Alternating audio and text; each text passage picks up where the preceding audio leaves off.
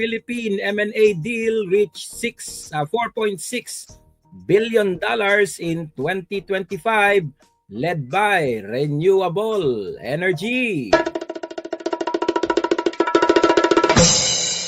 Umabot sa 4.6 bilyong dolyar ang mergers and acquisitions sa Pilipinas noong 2025 ayon sa ulat ng PricewaterhouseCoopers.